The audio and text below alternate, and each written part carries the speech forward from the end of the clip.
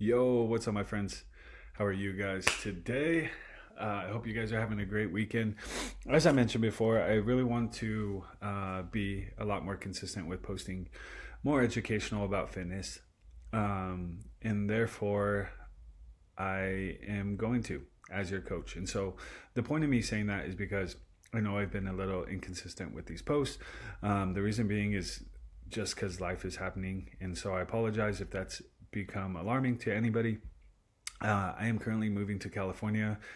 Well, not currently, but I will be moving back to California come next Sunday, where I should have a more consistent schedule and a lot more time to be able to pour into you guys and create a lot more content. And therefore, I really just want to make sure that you're getting the most out of this program and that you have resources for when you exit the program that you can take on with you and use to continue your fitness journey or your health lifestyle. So, with that being said, I did create a progressive overload guide. A couple weeks ago, I was traveling to California, and I had sent a voice memo talking about progressive overload, and I said I was going to make a document about progressive overload so that you guys can apply this during your training.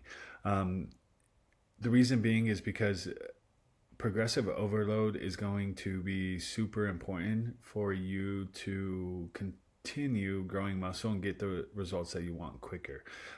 In layman's terms, you got to stop going through the motions and you got to start challenging yourself. And so I went ahead and created this guide. So I'm going to go over this. So if you have the opportunity to watch this, please watch it all the way through. If you would just like me to send you a PDF so that you can read this on your own, feel free to hit me up and I'll send this over to you. So what is progressive overload? Progressive overload is the gradual increase in stress placed on the body during exercise to promote improvements in strength, endurance, hypertrophy, muscle growth, or other fitness goals. Essentially, it's the principle of making your workouts progressively more challenging so that your body adapts and continues to improve over time. With that being said, your body is lazy in general. Like, your body wants to remain in a calm state, basically homeostasis, which just means pretty much lazy. Your body just wants to be at rest. And so it is up to you to continue shocking your body so that you continue to build muscle. Without progressive overload, your body will adapt to current intensity or volume of your workouts, which can lead to plateau in progress. To avoid stagnation and to continue building muscle or strength, you need to systematically increase the demand on your body. So exactly what I was saying, your body is quick to adapt, right? And I'm going to use joggers as an example, so no shame to anybody, but there is a reason why you can see big people who jog a lot run a lot of miles and still look the same. And that's because their body is quick to adapt to that type of conditioning, and therefore they don't make any physique improvements. And I guess there was like a stereotype about CrossFitters as well.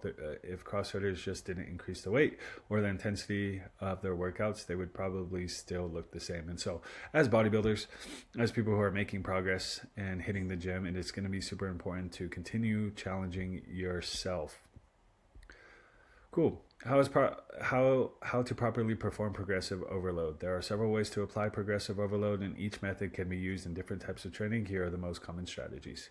So one, oops, I wrote that twice. Cool. So how to perform progressive overload? One, increase weight. That is the most straightforward way to apply progressive overload, is to increase the weight you are lifting. For example, if you're benching 100 pounds for 8 reps, increasing the weight to 105 or 110 next time, we still maintaining proper form. So when I was going through, some of our team members' workouts, it was like the same weight being used week over week over week over week. And I'm not calling anybody out, but that's just the reality of it. And so it's really up to you to start pushing yourself, right? If you're comfortable, you're always going to be comfortable. You're never going to achieve the results you want. And so it's going to be super important that you are paying attention to the weight that you used last week and trying your best to increase the weight each week. And that is specifically for increasing weight or load. Okay. Proper form is essential. So without proper form, or sorry, yeah, without proper form equals underdevelopment, right? Or increases the risk of injury. So a form over everything. This and here's the example if you want to look through this. The next one would be increased repetition or volume. So another way to overload the muscles is by increasing the number of reps performed for a given weight. This increases the total volume of the work, which challenges the muscle to adapt. So week 1 would be squats 150 for 10, week 2 150 for 12, week 3 150 for 4. A lot of you are in more of a mass gaining program, and therefore you would probably stick to the same reps but increase the weight. Okay, but if you were to increase repetitions, this is exactly what it would look like. Increase sets. You can also increase the number of sets you perform during a workout. By doing more sets at a given weight and rep range, you increase the overall training volume, which can stimulate muscle growth and endurance. So, example, deadlift 200 pounds for 3, deadlift 200 pounds for 4 of 5 reps, and then deadlift 200 pounds 5 of 5. Right, so you're just increasing the amount of sets that you're doing and trying to hit those reps, those last ones. The next one is going to be reduce rest time or intensity. So decreasing rest periods between sets can intensify, the intensity of your workout. This forces your body to work harder with a shorter time frame, increasing overall intensity. So this would be referring to your rest in between sets. So rest, week 1, you're hitting 90 seconds between each set. Week 2, you're hitting 75 seconds, and week 3, you're hitting 60 seconds. This also is a good way to build endurance and to burn more calories. Cool. Improve exercise technique and form. Focusing on better technique or incorporating slower tempos, 3-second descend and a 1-second pause at the bottom can increase or can make the exercise more challenging without necessarily increasing the weight or reps. Week 1, 150 pounds normal tempo. Week 2, squat 150 with slow 3-second descent. And then week 3, similar but with 2-second pause at the bottom. So this, if you're benching, so this would be focusing on the eccentric. When your muscle, it's just more time under tension, and then when you get to the bottom, pausing and then exploding up, that will also shock your muscles and increase muscle growth. Increase frequency. Another way to apply a progressive overload is by training a specific muscle group or movement more frequently. This allows you to perform more total work over time, increase the training stimulus for that muscle. So training chest twice a week to training chest 3 times a week. Train chest 3 times a week with a slightly more volume each session. So that would be like adding additional sets in there. Okay. How much should you progress? To effectively apply progressive overload without risking injury or overtraining, aim to increase the challenge gradually. Here are some general guidelines. Small increases. Start by adding small increments, about 2.5 to 5 pounds for strength exercises or 1 to 2 reps per set. Small consistent increases lead to long-term progress.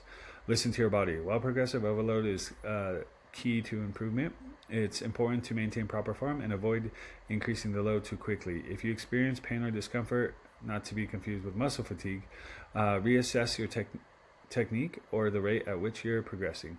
So just really make sure that you are not over exhausting your muscles, that your form is still good, and that you're not just jumping from like benching 100 pounds to straight to 315 because your body's not warmed up. You didn't gradually warm up properly, and that can also increase injury. Deload periods periodically. It's helpful to reduce intensity or volume, a process known as deloading, to give your body a chance to recover, especially after a period of significant overload. So definitely it's going to be up to you to listen to your body.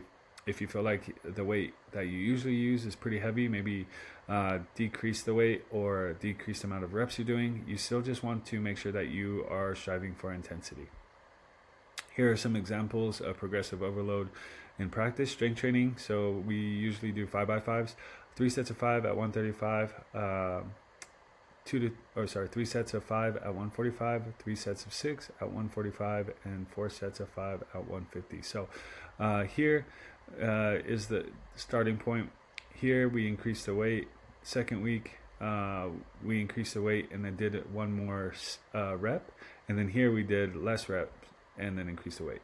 So hypertrophy training, 3 sets of 10, 3 sets of 12, 4 sets of 12, 4 sets of 10 at 35 pounds. So you're increasing the weight the very last set in week 4.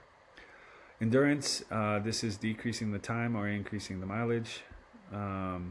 And then here's the conclusion. Progressive overload is an essential concept for anyone looking to improve their fitness, whether that's increasing strength, building muscle, or enhancing endurance.